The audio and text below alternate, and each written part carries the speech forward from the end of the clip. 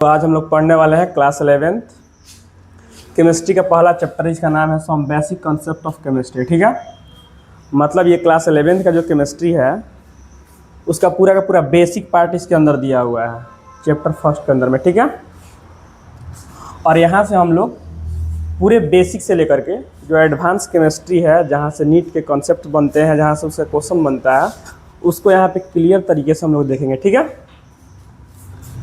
Chapter number पहला में क्या है, यहाँ पे सबसे पहले हम लोग समझते हैं कि विज्ञान क्या होता है। ठीक है, विज्ञान मतलब साइंस। क्या होता है साइंस?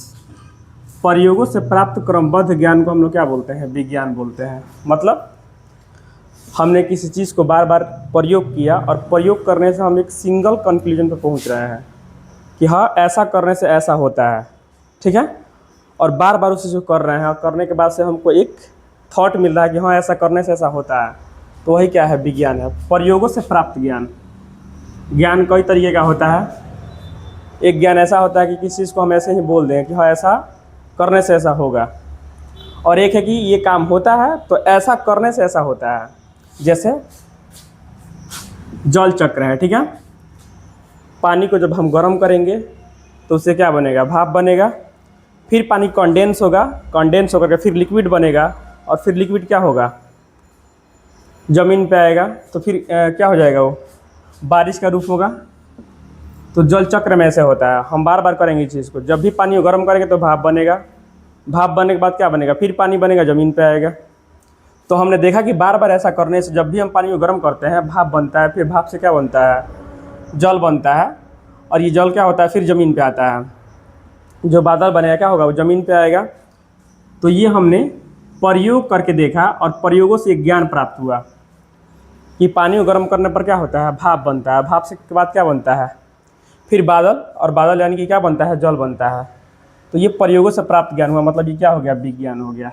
ठीक है, एक चीज़ हम जानते हैं कि जो कॉपर का बर्तन होता है, तो कॉपर के बर्तन में जब भी हम क्या करते हैं? खट्टे चीज़ों को रखते हैं। ठीक है ना, खट्टे चीज़ मतलब क्या? एसिड्स। जब भी इस चीज़ को हम रखेंगे यहाँ पे, जैसे अगर हमने क्या किया, कॉपर को किस में डाल दिया, या फिर कॉपर के बर्तन में हमने किसको डाल दिया? एसिड को, H2SO4 को डाल दिया, तो जब भी ये रिएक्शन करेगा तो क्या बनेगा? CuSO4 और प्लस में H2 बनेगा, यहाँ पे हाइड्रोजन गैस बनेगा।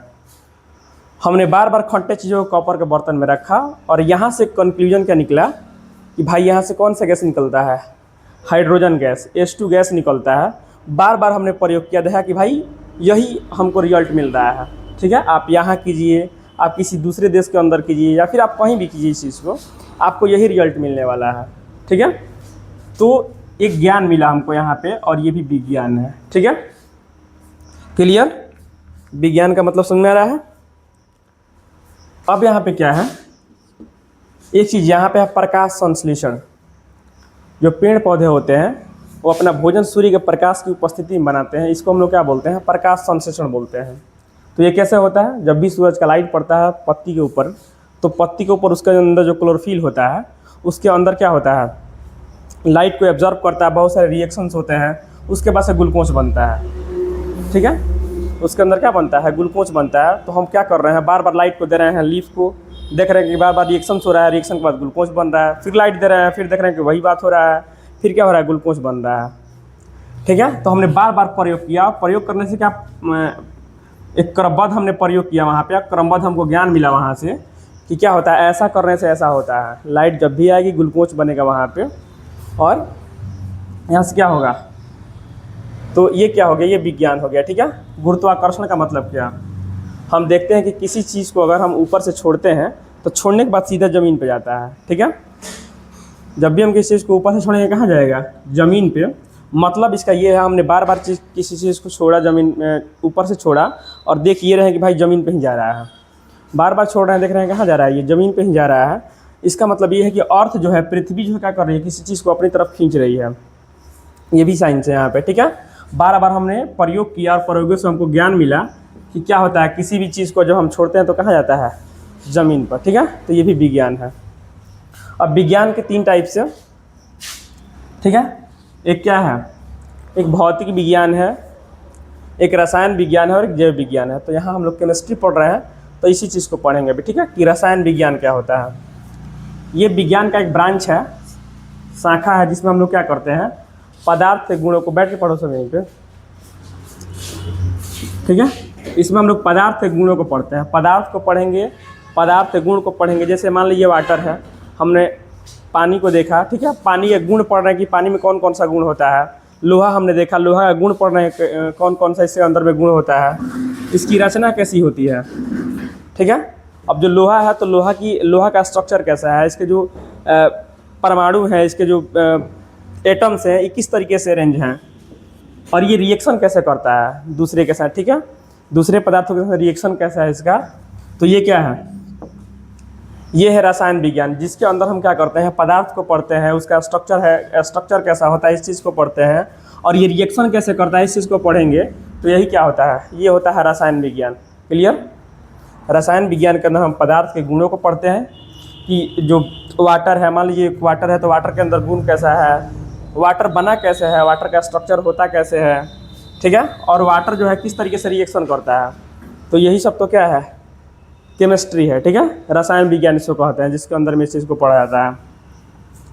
अब हम थोड़ा पदार्थ को देखते हैं। तो पदार्थ वह कुछ भी पदार्थ है जिसमें क्या होता है, भार होता है। क्या होता है, भार हो, और जो स्थान घेरता हो, मतलब जो जगह घेरता हो, ठीक है। जैसे ये चीज़ें हैं, मेरे पास क्या है, मेरे पास ये मार्कर है, और इस मार्कर में क्या है, भार है। इसको उठाएंगे तो इसके अंदर वजन दिख रहा है, और इसको कहीं भी रखेंगे तो ये जगह घेरेगा, ठीक है। ऐसा नहीं है कि एक अलमीरा में आप एक ट्रक ऐसा रख सकते हैं, नहीं, ये इसका एक फिक्स जगह है कि भाई इतना जगह घेर रहा होगा ये, ठीक है। तो कुछ भी जिसमें क्या होता है, वजन होगा, और क्या हो, जो स्थान घेरता है उसको हम लोग क्या बोलते हैं, उसको हम लोग पदार्थ बोलते हैं। अब अगर मान लीजिए इमोशंस हैं, लव है, हेट है, इस चीज़ को हम क्या कर सकते हैं, ना इसमें वजन होता है और ना ही ये चीज़ें जगह घेरती है, तो ये सब पदार्थ नहीं होता है।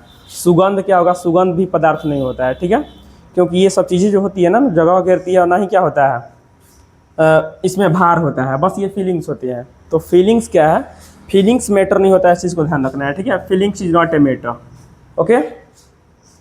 अब पदार्थ जो होता है मुख्यतः 3 अवस्था में होता है। वैसे आगे हम लोग पढ़ेंगे कि 5 अवस्थाओं में होता है पदार्थ, ठीक है, एक प्लाज्मा और एक बीईसी, बोस-आइंस्टाइन कंडेंसेट होता है। लेकिन यहाँ पे मुख्यतः 3 अवस्था होता है इसका, ठीक है, एक ठोस है, एक द्रव है, और एक क्या है, गैस है, ठीक है। अब इसके आगे हम लोग इसके कैरेक्टर को देखते हैं कि किस तरीके से होता है, ठोस क्या होता है, द्रव क्या होता है, गैस क्या होता है, ठीक है, और इसके प्रॉपर्टी को यहाँ पे आगे हम देखते हैं, ओके। तो अब हम लोग आगे इस चीज़ को देखते हैं सॉलिड के विषय में, ठीक है ना। सॉलिड का डिटेल देखते हैं कि सॉलिड जो होता है इसके अंदर के कण किस तरीके से होते हैं, ठीक है, और ये क्या होता है, इसके पूरे कैरेक्टर को यहाँ पे हम देखते हैं। इसका हम यहाँ पे कैरेक्टर देखेंगे कि ये कैसे होते हैं। अब जो सॉलिड होता है ना, सॉलिड के जो कण होते हैं वो बहुत ही पास पास में हैं, बिल्कुल एक दूसरे से सटे हुए मैनर में आपको दिख रहे होंगे यहाँ पे, ठीक है। तो ये ठोस के कण होते हैं, पूरे एक दूसरे से सटे हुए रहते हैं, ठीक है। ये कण क्या होते हैं, बहुत पास पास में होते हैं, और इनके कणों के बीच ना बहुत ही कम जगह देखने को मिलेगा आपको। जैसे ये कण यहाँ पे हैं, तो इन 4 कणों के बीच में देखें तो बीच में ये छोटा सा जगह दिख रहा है आपको, यहाँ पे बहुत ही कम स्पेस दिख रहा है यहाँ पे। तो इनके बीच में क्या होता है कि ठोस के जो कण होते हैं उनके बीच में ना बहुत ही कम स्पेस रहता है, यहाँ पे बहुत ही कम जगह रहता है इसके बीच में, ठीक है। इसीलिए इनका क्या होता है, इनका घनत्व ऊंच होता है। कहने का मतलब है कि अधिक घन है, ठीक है ना। मास पर वॉल्यूम क्या होता है, अधिक हो जाता है, मतलब डेंसिटी क्या होता है, मास पर वॉल्यूम। एकांक जो हमारा वॉल्यूम होता है, आयतन होता है, उसमें मास बढ़ जाता है वहाँ पे, ठीक है। सीधा सीधा समझिए कि ऊंच घनत्व का मतलब क्या है कि ये अधिक घन है इसके कण, ठीक है। अधिक घन है मतलब इसका ऊंच घनत्व है, ठीक है, क्लियर। अब यहाँ पे क्या है, इनके कणों के बीच में ना आकर्षण बल अधिक होता है। अब ये पास पास क्यों है भाई, पास पास इसलिए हैं क्योंकि इसके जो कण होते हैं ये एक दूसरे को काफ़ी मजबूती से खींच रहे हैं। ये कण इसको खींच रहा है और ये कण क्या कर रहा है, इसको खींच रहा है। तो एक दूसरे को काफ़ी मजबूती से ये कण खींच रहे हैं, और यही कारण है क्या होता है इसके बीच में ना बहुत अधिक आकर्षण बल आपको देखने को मिलेगा। अगर आप चाहेंगे लोहा को पकड़ के ऐसे खींच लेना तो सारा का सारा कण साथ में आएगा, ठीक है। चाहेंगे आप इस मार्कर को यहाँ से पकड़ के खींचना तो ये जितना मार्कर का पार्ट है सब आपके साथ में ही आएगा। क्यों? क्योंकि इसके जो कण हैं ये सारे कण एक दूसरे को क्या कर रहे हैं यहाँ पे बहुत ही मजबूती के आकर्षण बल से खींच रहे होते हैं, ठीक है। और यही कारण होता है कि इनका एक निश्चित आकार हो जाता है, ठीक है ना। देखिए इसका निश्चित आकार है, सिलेंड्रिकल शेप दिख रहा है ये बेलन जैसा। तो कारण यही है कि इसका जो यहाँ पे जो जितने भी इसके कण हैं वो एक फिक्स हो चुके हैं, यहाँ पे एक दूसरे से पूरी तरीके से बंध चुके हैं।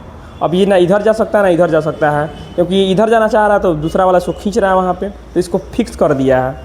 तो फिक्स आकार हो जाता है इसका, क्योंकि कणों के बीच का आकर्षण बल क्या है यहाँ पे बहुत ज़्यादा मजबूत है, ठीक है। और इसका आयतन भी क्या होता है निश्चित। आयतन का मतलब कितना जगह घेरेगा, ये भी यहाँ पे फिक्स हो जाता है कि कितना जगह घेरेगा, ठीक है ना, ये भी फिक्स होता है। और ये बहुत ही कम संपीड्य होते हैं, अर्थात इनको ये बहुत ही कम कंप्रेसिबल होते हैं, ये बहुत ही कम कंप्रेसिबल होता है। कहने का मतलब क्या है कि इसको बहुत ही कम दबा सकते हैं हम। अब अंदर इसके बहुत क्या है कम जगह है यहाँ पे कणों के बीच में, अगर आप इसको दबाना चाहेंगे तो ये जाएगा तो जाएगा कहाँ, ये ना इधर जा सकता है ना इधर जा सकता है ना ये इधर जा सकता है। तो इसीलिए क्या होते हैं कि ये बहुत ही कम एक दूसरे में ना फिक्स हो पाते हैं। जितना जगह था वो तो टोटली भरा हुआ दिख रहा है आपको यहाँ पे, तो अगर आप इसको दबाना चाहेंगे भी तो क्या होगा, थोड़ा बहुत जो जगह दिख रहा है वहाँ पर फिक्स होने की कोशिश करेगा ये। तो इसलिए बहुत ही कम क्या होते हैं संपीड्य होते हैं, ये बहुत ही कम कंप्रेसिबल होता है, ठीक है। ये सारे गुण है किसके, ठोस के। क्लियर? ये बहुत इसके कण बहुत पास पास होते हैं, कणों के बीच में क्या होता है बहुत ही कम जगह रहता है। ये आप देख सकते हैं ये जगह जो बाकी है यहाँ पे यही कणों के बीच का जगह है, तो ये बहुत कम है। इसका घनत्व उच्च होता है, अर्थात ये बहुत अधिक घने होते हैं, घनत्व उच्च का मतलब, ठीक है। अगर इसको इस तरीके से देखें तो मास पर वॉल्यूम क्या होता है बहुत ज़्यादा होता है, एकांक वॉल्यूम में बहुत अधिक मास हो जाता है यहाँ पे। अब यहाँ पे क्या है इनके कण जो होते हैं इसके बीच में आकर्षण बल मतलब एक दूसरे को खींचने वाला बहुत बल जो होता है वो बहुत अधिक रहता है, ठीक है, और बहुत मजबूती से खींच रहा होता है, तो इसमें आकर्षण बल क्या हो जाता है अधिक हो जाता है। इसीलिए ये मजबूती से बंधे होने के कारण क्या होता है इसका आकार निश्चित हो जाता है। ये बेलनाकार होगा, कोई आयताकार होगा, ठीक है, कोई त्रिभुजाकार होगा, तो एक फिक्स शेप इनको मिलता है इस कारण से कि इसमें मजबूत आकर्षण बल होता है। और आयतन भी इनका निश्चित होता है, कितना जगह ये घेरेगा ये भी फिक्स हो जाता है इसी कारण से, मजबूत आकर्षण बल के कारण, ठीक है। तो आपसे एक क्वेश्चन पूछते हैं कि ठोस में क्या होता है, तो ठोस में निश्चित आयतन होता है और निश्चित आकार होता है। आपसे भी क्वेश्चन पूछेगा कि पदार्थ किस अवस्था में आयतन और आकार निश्चित होता है, तो ठोस अवस्था में, ठीक है, इस चीज़ को ध्यान रखना है। ये क्या होता है बहुत ही कम संपीड्य होते हैं, मतलब इसको बहुत ही कम हम क्या कर सकते हैं दबा सकते हैं। क्लियर? ठोस के गुण को एक बार और अच्छे से रिवाइज कर लीजिएगा, ओके।